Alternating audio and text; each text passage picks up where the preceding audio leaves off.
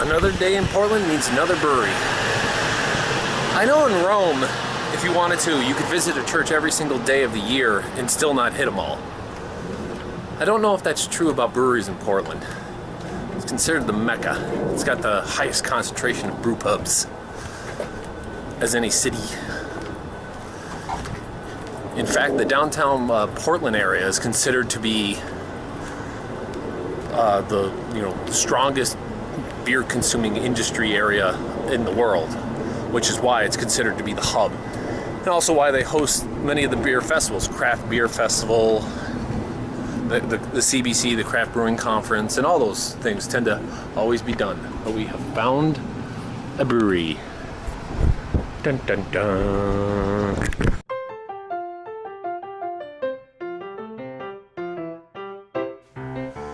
Columbia River Brewery, you'll notice, is quite open, quite big. I kind of hit them at a low point, but they told me that come Thursday, Friday, Saturday, Sunday, the house is pretty much packed. They said from basically 2 p.m. on. So it's a good place to get some lunch. Darts, the consummate bar game. Although always watch out for who you might play. Now that's a brewery. All the yeast and the slop on the ground. But they clean up well. Wow.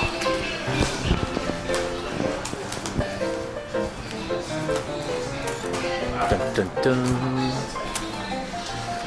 Gotta like the fully stocked bar.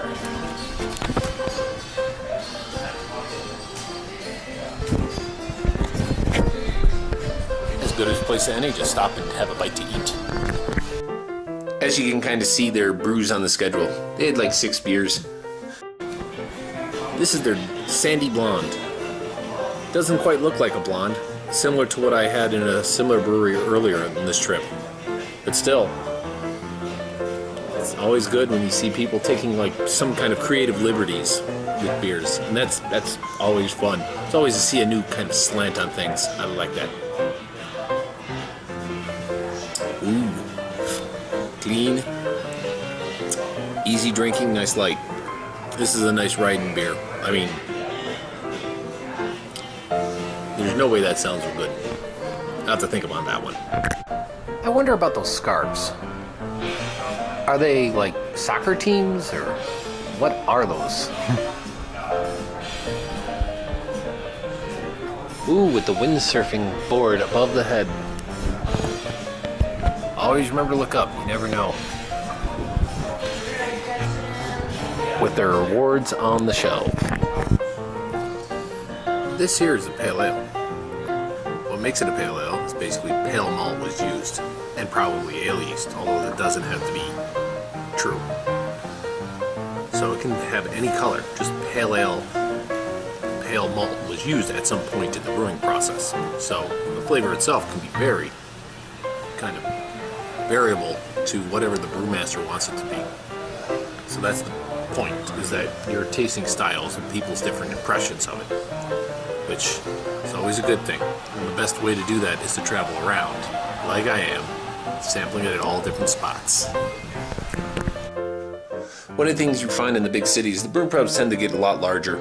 I mean, well, everything, because you can have just so many more people, so much more seating. And if you notice, they have a growler bag. In case you're walking around, you want to bring your growler. This is probably okay in Portland. There's probably other places where this is probably illegal.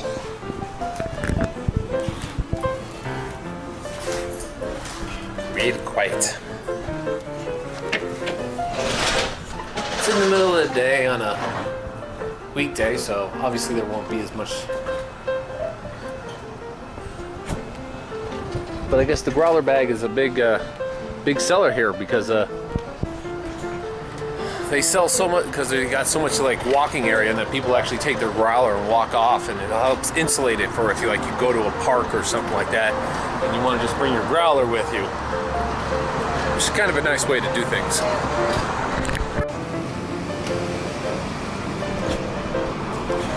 Kind of in a nice little trendy session, kind of in a nice trendy area.